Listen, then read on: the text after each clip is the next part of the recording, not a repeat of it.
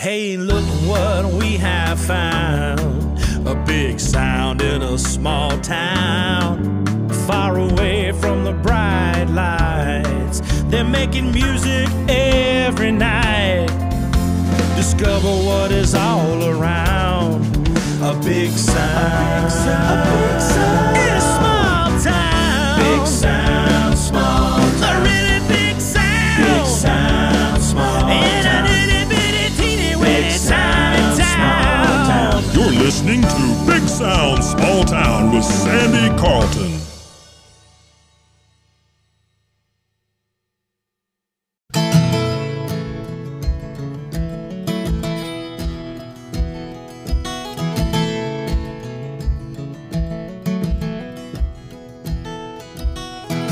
As this town turns off a joke and everybody stays barely broke, that's how it goes round here. Bypassing the county fair, a bunch of roads that don't go anywhere now. That's how it goes round here. But I didn't come out here for nothing. And you ain't taking this too good, 'cause we can count it all that's left behind. And if we don't, we should. It's alright.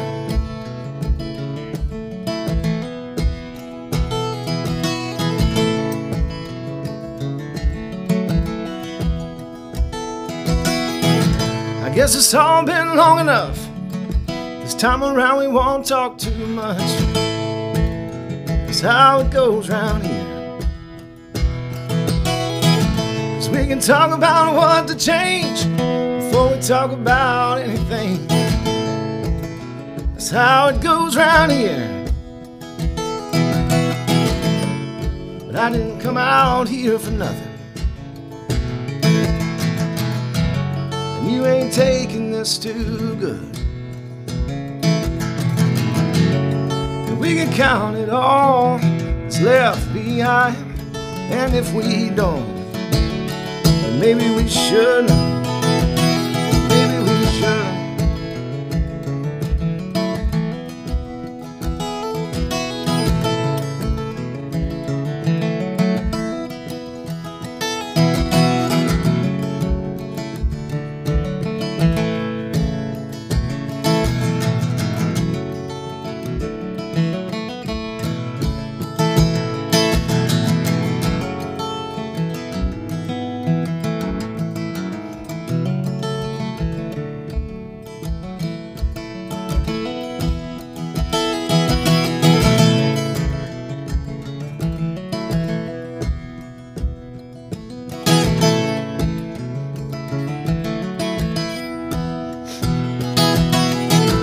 This town turns off a joke and everybody stays barely broke.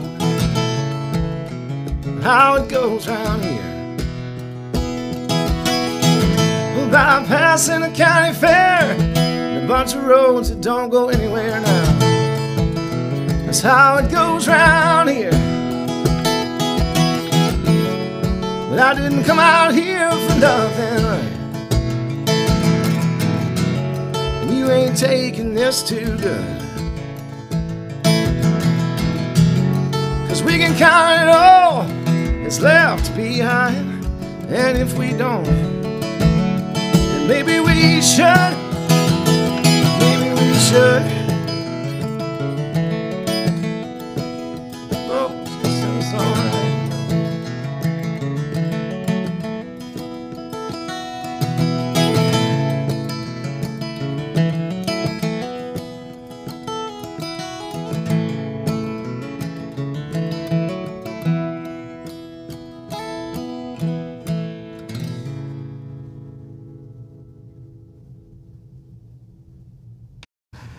All right, I'm in Earl Scruggs Center having too much fun before we even start today with Scott Moss. Scott has been on the show before. He had the misfortune of being one of the early people I did, but by the same token, he was gracious enough to be a guest when I had no one, when this was starting out. So you were lying to me when you said there was thousands of listeners Sure. on my first. At that time, yes. I knew it. At this time, there's more. Yeah, there's about 1,001. Oh, good, good. So that's a 999 more than Yeah. It's only taken me 5 seasons, but now we're up to 1,000. Good for you. I knew you could do it. Yeah. It's always fun. There's a serious side of Scott if you've ever listened to his music. He's a fun guy, but so many times you miss, the seriousness of his music. He's known for his voice. Everybody loves Scott's voice, but I think so many times they just miss what a really fine songwriter you are, Scott. Well, that's what you to say. You and my dad think that. I like your dad, So your dad and I see eye to eye on a lot of stuff. So, but I mean, that, right? Well, I think a lot of times I'm not serious about that. I don't talk about that a lot, and I do joke around. I'm a lot sarcastic in my daily. You think? Yeah, I put a lot of work into that, and I don't put out stuff that I'm not really proud of, and a lot of times, there's a level of seriousness that comes out in those songs, and I think that's, and in fact, to the point I've sat down before and said I'm going to write a happy love song and just can't do it. Yeah. It's just not what comes out when it's time. Well, that's one of those things that as your life gets good and you get happy, then your songwriting usually tanks a bit. You're exactly. I mean, I've been accused before of messing my life up just so I would have something to write about. I'm really good at that. Yeah, that's all I mean. I got a lot of good ideas. Yeah. I just got to put them. I just need to string them all together. Sure. Yeah. So, but you're exactly right. And I've had that conversation with other people. And if you gotta hurt a little bit. You do. Write a song. Or you got to be around a uncomfortable element of some type. You're I right. mean, sometimes the people you write about in your songs aren't always the greatest people. No, there's some scandal in there. Yeah, there's some scandal in there, and But that's who I grew up with. Yeah, exactly. That's my experience. And you do write a good song for a common small town person. Now you might take offense to that. No, not at all. But I mean that in the highest of compliments. You capture real life. Right. And the real life that a lot of people don't get to experience. Right, and that's the people that I've, my idols, my people that I listen to and that I'm really into are the same way. I've always been intrigued with the way they can paint a picture. Yeah. An image with the words, and you and I are both huge John Prine fans. Yeah. With that. Just the vibe, just the way it feels when it comes out. Oh yeah. James McMurtry's another one. I just love the way they can. It don't always make sense. It's not always just very linear, but it's very visual. It is very visual. Yeah. That's I think I've heard it said that if they can't see your song, then it's probably not that good. Right. So it's you spend a lot of time writing. Do you do it in blocks? I do it in blocks. Yeah, I don't sit down, and there are times that I've had specific. I'd sit down for a certain amount of time Sure. and just try to write, and I just never really have had anything that I'm proud of in those moments. But so I just kind of, since it's not a profession like it used to be for me, I don't have as much pressure to do that as at one point in my life when I did. I just sort of let it come to me. And most of the time, which I'm sure is the case of most songwriters, and you, I'm sure, do it the same way. You'll be in your car and something will come to mind and you'll just record it on your phone. Yeah. And I've got, 100 Oh, I know. things. Pieces, Yeah. yeah. And most of the time, I'll go back and listen and go, oh, Yeah, I do. what's that about? Yeah, that's true. So out of 100, I might have 2 that I try to work on. Yeah. And I used to have, phones make that great. You can do that now. Yep. I used to have scraps of paper everywhere. And sometimes I'd even run across one and it'd be years later. And I thought, oh, that was a pretty good idea. Why didn't I finish that? Or go, oh my God, Yeah, I had one of those little tape, like one of those little reporter things. Yeah, I had one of those too. I used to keep one of them by my bed because I know it's weird, but sometimes a song will come to you in the middle of the night. Yeah. I've had this same experience. And when you wake up the next day, you cannot. If you don't put it down then, you can't get it to line back up again. The best songs, and you think, I didn't get up immediately. I know. Yeah. I've had that same thought. And then, like, I thought these words rhymed last night. They're not even close this morning. Probably like 98 of the other ones, they all horrible, but I would think they were good. But exactly. I thought it was good at 3 o'clock this morning. To me, it's when I dream about melodies, it's not lyrics so much. It's just like a really good melody. You just think, oh wow, that's great, and then you wake up like, how'd that go? Oh yeah, I've done that. Oh yeah, I've done that a lot too. And it's always when those things only come to you if you're driving. Yeah. Where you can't capitalize on them. It's like. So I've had that experience multiple times. But yeah. And then other times when I wanted to, it's like, there's nothing here. Mm-hmm. Well, I had that conversation the other day. I heard, actually, I think it came from Jason Isbell at some point. He said, you really never really have writer's block. You just don't like what you're writing at that time. Well, I mean, that could be true. I mean, I'll buy that. So sometimes I'll fight through that, that urge to just totally trash something just because of that quote. I think, well, maybe I'll just keep this around for a little bit and see where it goes. And sometimes it works, sometimes it doesn't. Well, and this is terrible way to look at it, but I've had song ideas and like 3/4 of it I know is pretty decent, but I can't piece the rest of it together to make it be decent. And so it's like I got those sitting around, and it's like I don't know what to do about it. And then every once in a while, in my case, sometimes I'll call Kevin and say, Kevin, can you fix this? Can you finish this? And he'll, text me back and say, Sandy, it was shit from the beginning, so why do you think I can fix it? I've had that internal monologue, same thing. Internal dialogue. Yeah. So I was trying to think of a quote recently. You were talking about, having to have some experiences to be a writer, and I was trying to think of a quote, and I just remembered it. There's a Ray Wiley Hubbard song that he just put out called "Bad Trick." Yeah, you heard that? Yeah, I have. And one of the lines is, "You got to have some scars if you want to be a poet." That's true. I think that's that's a great line. Ray Wiley, man, that's So I admit Ray Wiley, and he told me he's going to be at the Double Door. Mm-hmm. I had to work, and he said, "Well, just come down for sound check," So I go down there for sound check. It's Ray Wiley. It's at the Double Door. Uh-huh. It's Ray Wiley, and at that point, it was just Ray Wiley and a drummer. Okay. And he's there, and he said, "Come on in, Sandy." He gave me a couple of T-shirts, and we were sitting there talking, and I looked over, and he had his guitar in the nicest leather bag I had ever seen. I mean, I said, "God, Ray, I love that. I love that guitar case." He said, "Yeah." He said, "I got this guitar case from some guy I had met when I was living in Poetry, Texas. Poetry, Texas. I bet that was a cool place." He said, "No, it just sounded cool." He said, "Oh no," he said, "it was terrible." He said, "There's nothing poetic about it, but the only good part that came out of that is this leather, guitar case." Yeah.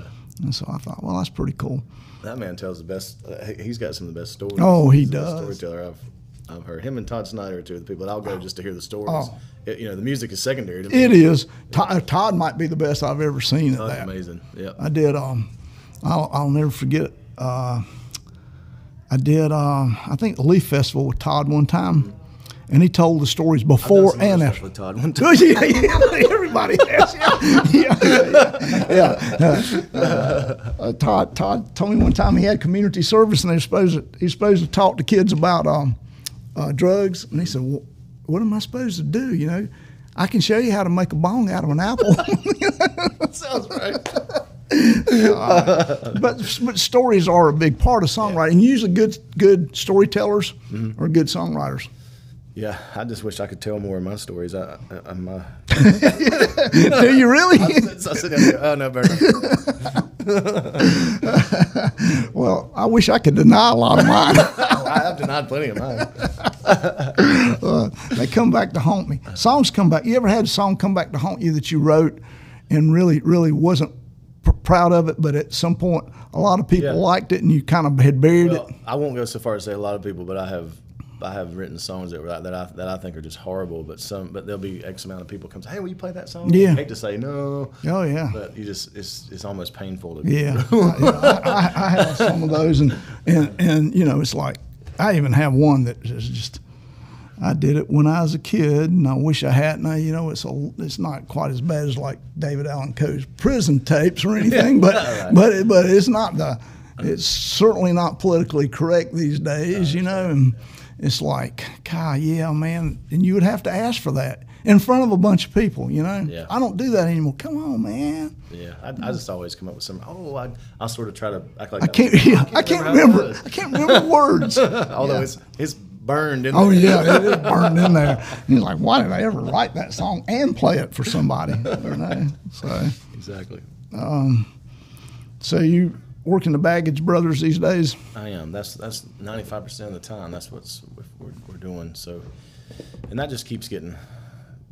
I mean, we might not do it as often now. Derek's, he's got a couple other projects going on with Tommy Brooks and Phil Simmons. Yeah, he does. Three, and they're amazing. And they're playing a good bit, but a couple times a month, Derek and I are still getting out there, and it's just sort of like he says, it just sort of feels like home base when him and I get together. That's good. I mean, that's Derek McCoy who he's talking about.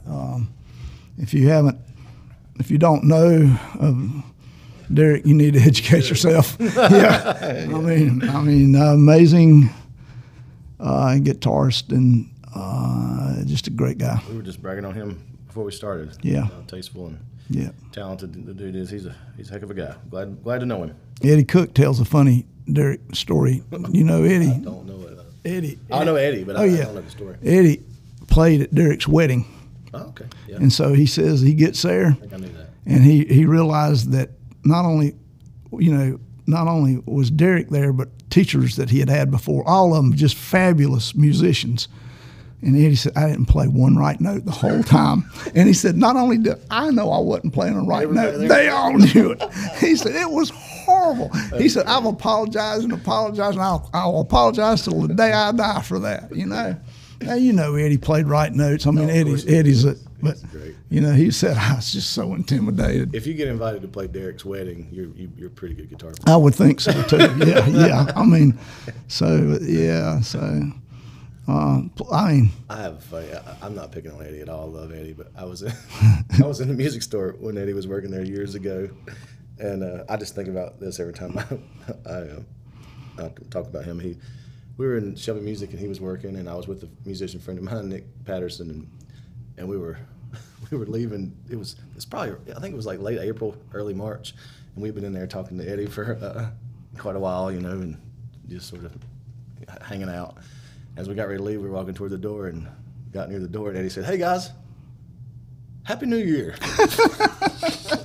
That's Eddie. It's Mark. So now when I see Nick Patterson, he will typically, when we're parting ways, he'll say, "Hey man, Happy New Year." That's so Eddie. That's so Eddie. But yeah, Eddie's a good musician though. He keeps saying he's going to do the podcast, and we just never. We set it up and it just doesn't happen for some reason. Yeah, I wish you could talk him into it. Speaking of stuff, we need to talk. We got to do that. Mary Beth needs to do that interview with you and let you. No, would be amazing. It's a boring story. No, I know better than that. Yeah, I think it would be bored to death with that stuff. No, I think you'd be a hit. I would love to hear that. Oh no. You think you guys are the Baggage Brothers? I could be a member of that band. we have a lot of honorary members. Yeah. You can definitely count me as a member of that band. What else you got going on these days? Well, it's been a lot different since last time you and I talked. Yeah. I've moved to actually living out in Kings Mountain. I'm sorry, man. I know that. But it's temporary. I'm in the process of building a place and gonna be relocating there soon and closer to some of my family. And actually, my dad has a big farm, and he's moving out there to sort of spend some time with him on that farm. And yeah, that's good. Got a real job. working. They actually put me in charge of people. And Wow. You know that I usually require more supervision. Sure. than I did y'all. So it's a big change since the last time. But Wow. yeah, As Mary Beth said earlier, you've grown up. I finally grew up. Everybody said the same thing. It's a good feeling. It was time. So yeah, I'm happy. It's been a welcome change. Are you open to playing more than what you are? Or not at the moment? I'll tell you, not right now. I've sort of, I mean, I won't. It got to a point where I had to do it for money. I mean, that was part of my hustle. I had to have it. Right. And then when I got to a point where it's not like that, I would rather do less, more impactful things. I mean, it is, it's not very glamorous. So what you and I, sometimes it is, and sometimes for the most part it's not. It's just real. It's work, It's work, and it just got to where it was tedious, and I won't say burnt out, but it's nice now when I do it. I'm looking forward to doing it. Sure, and that's I don't know if I need to break that on here, but things musically are getting ready to change for me, and I was kind of ready for it, you know, and sometimes you are. I think anytime there's something like that going on, there's a shift that something's trying to tell you. I usually try to listen to those things. Call it what you want to call it, but I think there's when you feel a certain way, you just need to listen to it. And according to those guys in Nashville, it's all a vibration. Yeah, exactly. Which I'm not arguing and I'm not making fun of. I mean, it makes common sense to me. Mm-hmm. Of course, musicians always think common sense is not really what it is. Mine either, apparently. But so I think anytime the one thing I will say about Derek, the Baggage Brothers thing, that's just always one thing that's really easy. Like Derek and I can play 5 nights a week, or we can play 2 times a month, and it's always the same. He's pretty natural for you to play with, right? Yeah. I've had people. You have people that's a little. You play with them, but sometimes it's a chore, or it's just not natural. And then you have other people that it just flows easily. It's gotten to the point now where anytime somebody asks me to do, it's like, "Can you come play this?" I'll immediately think, "Well, I wonder if Derek's." I just don't want to. It's just gotten to where that's what I sound like. That's what we sound like. That's what he's. I want to. I miss that the stuff he does when he's not there. So it's turned into that kind of. Well, once you start hearing stuff like that too, you're always, when you're doing it by yourself, you're missing it. Oh yeah. Sometimes I think that'd be fun to go out and do a solo gig, and then I've actually done a couple, and I'm like, oh, this was a horrible idea. The bad thing about solo gigs too is it's just you. Yeah. I mean, at least you feel like if everybody's hating you, they're hating both of us. It's just not me. I can blame it on him. Yeah, exactly. It's just playing, man. They like my songs. They like what I'm doing, but it's just playing.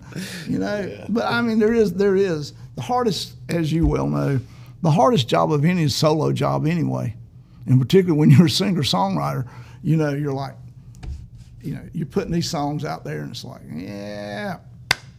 It's like, well, I've come to expect there. There are certainly the right venue and the right atmosphere, the right time for that kind of stuff. And I've gotten really good at gauging.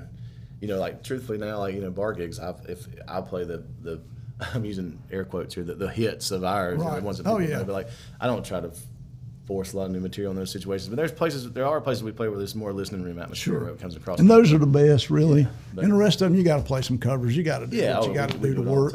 And truth, but even in that aspect, Derek and I, we know what we know. We play what we play what we like, and you get into that mode where, do you know this, or can you play this? Do you know this? And we can do this. Yeah. So it's even like I get approached now for I'm really wary of private party. Like somebody says, "Hey, can you play this party?" All right, well, you got to understand, if we do, this is what you're going to hear. Exactly. I think that's a good approach, because a lot of times you get there and then you're coming. And as the night progresses, can you play this? Oh, yeah. I don't even know who that is. Exactly. Yeah, that's the bad thing. You start doing private parties, weddings, and all. They start coming up, and as the night goes on and everybody drinks more, you're getting. I've learned to say no really quickly. Yeah, I mean, it's like, I got $100 bill if you'll play Wagon Wheel. Okay, I can play Wagon Wheel, but don't ask me to play Freebird when it's me and a guy with a guitar. $200 these days. Yeah, exactly. Yeah. So I mean, Yeah. Yeah, But Tommy Brooks has a good. He loves to talk when we do. Tommy does love to talk. He says we take requests. You just come up here and write it on the back of a $100 bill, drop it in this bucket. We'll play whatever you want to play. That's pretty much right. You know, we'll fake it if we. You know, I have to fake the words anyway at my age half the time. And this is pretty vain. I probably shouldn't admit to this, but I used to. Lately we've been playing. We have one of those little EV towers behind us, which has revolutionized. Oh, it has. Oh, yeah. Without them. Oh, yeah. But you know, you can direct it with your iPad, and I pride myself in learning the songs from front. You know, learning the lyrics, memorizing things. So I had my iPad on my mic stand just to control the sound. Control the sound, yeah. And I had a couple of people come up and say, "Oh, you got all the words right there." Oh, yeah. So I started taking the iPad down. Oh, yeah. It's like, nope, I'm not gonna let them think that. That's a horrible thing to admit, isn't it? But I can't remember where I was, and this guy says, "Now, if you're coming in here and bringing your iPad for the words of the songs, man, I don't want you playing in here." And it's like, no, man, it controls the sound system. Yeah. You know, I snatched mine down pretty quick. That's pretty. That's a good idea. I think that's a good idea. I learned something here today. Snatch that thing down. Now I will put it in an inconvenient location where if I have to change some sound, it's really awkward for me to get it. Yeah, of course. I don't know. Or at my age, I put it somewhere. Where did I put that thing? You know, it's like, I knew it was here somewhere. Yeah. Try not to spill gin and tonic. Oh yeah, that's bad too. Yeah. I had a really good sound here, but Derek knocked over my beer. You know. So I don't know, Scott. I appreciate you taking the time to come do this. I appreciate you letting me come do it again. I've listened to you, and it gets better and better all the time. I enjoy listening to what you got going on. I appreciate it. It's you know, like I said earlier, you were one of the people kind enough to give me your time when I had nothing and was trying to figure this all out. And we joke about it, but it has done really well, and it's because people like you gave me their time early on, and I thought that you probably needed the benefit of more people hearing your story. And if you want to hear a deeper, broader version of Scott's story, then you can check out his episode, which is like episode 2 or 3. You'll have to dig back, you know, but you can find it. And you know, we go over how he got started in the music business, you know, how he ever became a musician, which you need to go check it out. It's interesting. It's not probably anything like you think, you know, so. I can't even remember, so I need to go back and listen to it. I listen to it just because I hate to hear myself, but I listen to it to see what we had talked about. I was listening to your episode with Mary Beth on my way here, as a matter of fact, and you guys were talking about that. Remind me of the name of that initiative going on now. Oh yeah, the make Shelby a music friendly community. Yeah, and y'all were talking about how what a community that surrounds musicians and the way that works, and that's testament to what you got going on here. Yeah, I appreciate. It's a neat area we live in with a lot of really good talent. It really to be a part of it. It really is. I mean, this is we still lack venues. Yeah. But we do not lack musician and musical talent. Yep, I think if we can support of live music is a huge thing. The more we can support it, and the more we can get out, the more venues are, the more that's likely to happen around here. And I think right now I'm going to make a really probably unpopular thing that people are probably getting ready to hate me, but if you go out and you see Scott playing, or anyone, you see them playing and they have a tip jar, and you're not paying a cover tip, because if you do not tip them, it doesn't matter if they're being paid by the owner or not. Here's the deal: you do not support live music. You just come. You don't tell people that I support live music. If there's a tip jar and you don't put something in it, don't tell me that you support live music, because you don't. Well, I'm a single mom, so I really need there you go. Support. There you go. Well, you know, musicians, and it's not like a handout. You know, they're working for their money, so they're working for it. So just help them out, and do the same thing for the your servers and your bartenders. I mean, that stuff goes a long way. There's no cover, then you need to help out the people working there. I agree. Again, Scott, it's been a whole lot of fun. Yeah, man. Thanks for having me. Thank you. Appreciate you. It's called More Than You Deserve.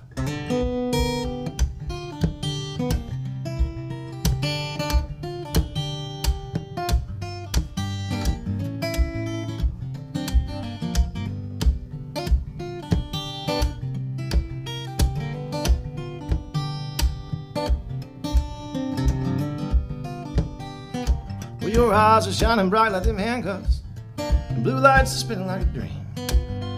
Didn't do much, but you did enough to dirty up the knees of them pretty little jeans, and I bet he looked sharp in them black shoes. But something you said struck a nerve. You're doing all right, and that's more than you deserve. 'Cause your eyes are turning green like that money, and your skin is just as white as them pills. It takes a sweet little smile from a pretty little girl to pretty up the rest of them sweet little deals, and I bet that's just something you tell them. Or maybe that's just something you heard. You're doing all right, and that's more than you deserve. But don't say you won't for nothing now, and don't say you will in a year. And don't give away that stuff for nothing, but don't sell that stuff around here. Should have heard what they're saying back at home. I can't be too sure, but I heard, because you're doing all right, and that's more than you deserve.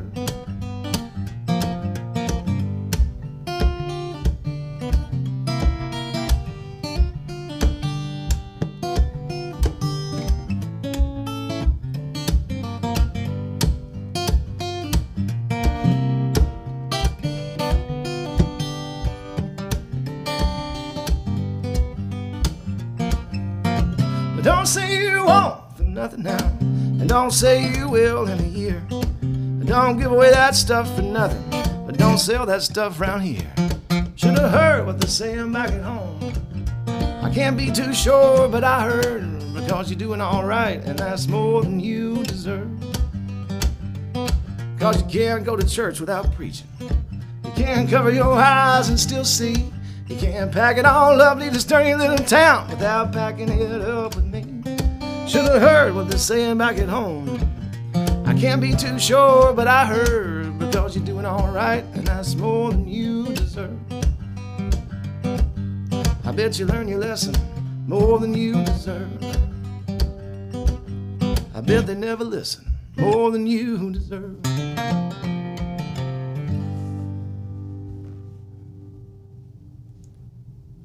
It's called As Good as the Last.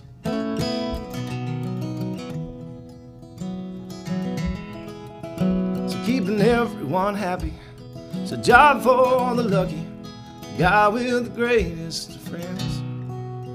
He knows conversions from metric, the best use of a bread time, and the latest Hollywood trends. He stays hip to the lingo, teenagers and elbows, encrypted on a federal scale. And that charge a while back, he don't talk about that in the good time stories he tells. So what it's all about, won't you please help us out? I'm sinking and I'm fading fast. I want to sing one more song, let the bad times get gone, and hope the next one's as good as the last.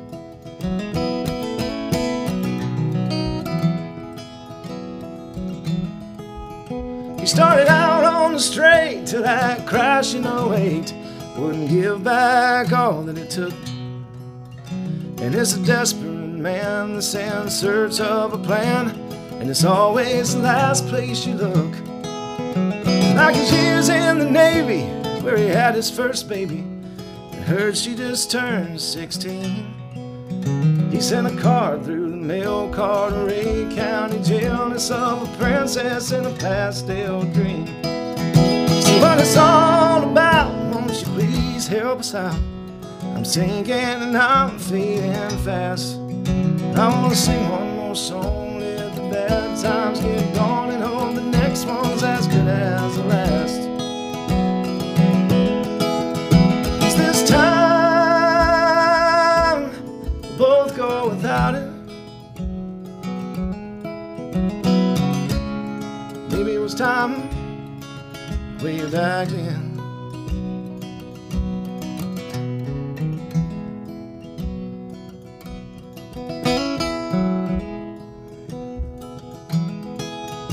There's something said for nostalgia and the bars I pulled you out of when we were both much younger men.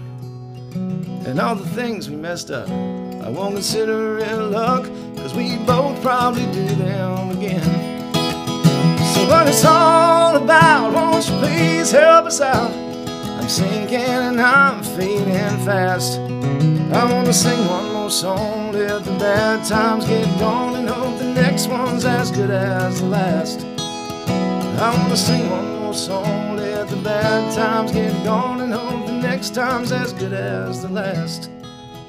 I hope your next one's as good as the last.